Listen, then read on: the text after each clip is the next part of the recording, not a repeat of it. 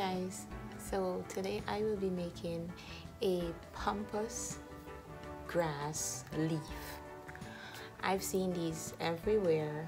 I really love them, but they're pretty expensive. So, being the person that I am, I decided that I would make my own. So today we will be making Pampas Grass using, I have yarn. So I had a ball of yarn. I have some more. I'll see how many leaves I can get out of these.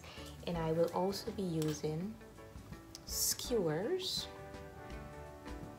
bamboo skewers that you stick your chicken on. I will be using that to make this pampas leaf. I have an idea. So at first I tried the macrame cord that I had, and that seemed to take a little while to get fuzzed out. So I'm gonna go with this because it's softer, and I figure I could, get the effect from this. This is a trial and error. We will see the end result. But I just need a few. I won't be making, I really want the really big, long, flowy ones, like about 3 of them. But I figured as a project that's gonna take me way too long. So I'm gonna make some little ones. Start small, right? That's what they say. And we'll see what it looks like. So let's go. So you're gonna need a ball of yarn, or maybe more. I'll leave everything in the description box.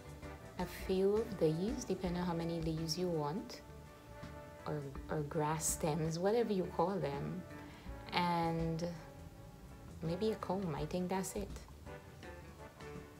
Maybe hot glue in the end, but you'll see the process. Let's just go along and see what the end result looks like. I'll be doing it right here on my floor. I don't feel like moving. Let's catch the light. Come along.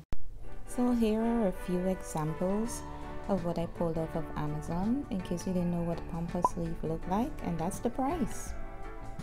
So first I'm gonna grab all the stuff I need. My yarn, my scissors, and my skewers. And you're gonna cut all of your stem pieces out. Let's call it that. Measure it out and cut it out. This makes the process so much easier. And I'm gonna show you 2 ways to do this. First, you loop and pull, and you do it twice when you're looping and pulling, 1 on each side. See, to make it even. Then this is the next way. You can loop it in. I will give a close-up of this, and you put it around the stick and pull. So you try to loop, make 2 loops under the stick or skewer, and you pull. This was giving me a bit of a hard time because the stick would move around because it's so light. So I just stick it by my foot. And here I'll show you the close-up. You take 2 pieces, make sure it's very even. Doesn't matter, I think, because you're going to trim it. You loop them into each other. Take your index finger, put it through the hole, then put your thumb, come around the stick and pull. I'll show you this again.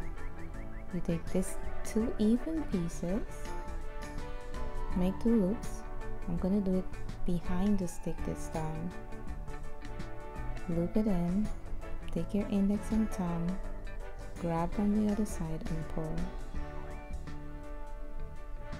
This is the first way I showed you. Just loop it on one side, then you loop it on the other side. This is really simple. And then you have 2 even pieces, and you just repeat the process. So there, it's all filled up. And when I was done and I was satisfied, I take another skewer and I joined it together with some hot glue. And as I'm looking at this, I'm thinking you could probably use dowels from the Dollar Tree and put them together. Any piece of bamboo or firm stick or wood that you have. So here I'm going to cut it in the shape of a leaf to the best of my advantage. to the best of my ability, and you want to hot glue all the pieces down because you need that to be very firm for when you're going to do the fuzzing. When you're going to fuzz it out, you need the middle to be well secured. At the top, you're going to wrap a piece of yarn around because you want to hide that piece of wood. The exposed tip, you want to hide that. So here, this is a close-up. I'm sorry, this is the best I could do. Basically just wrap it around the top with some hot glue and press it in, and it looks pretty even and finished.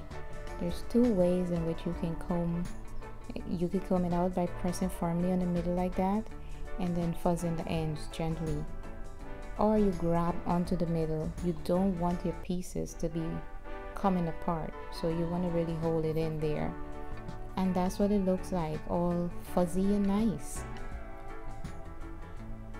So I did about 3. One ball of yarn gave me about 3 sticks that look like that. And I used the sand color from the Dollar Tree. So this project basically cost me like maybe less than $2. I really like how this turned out.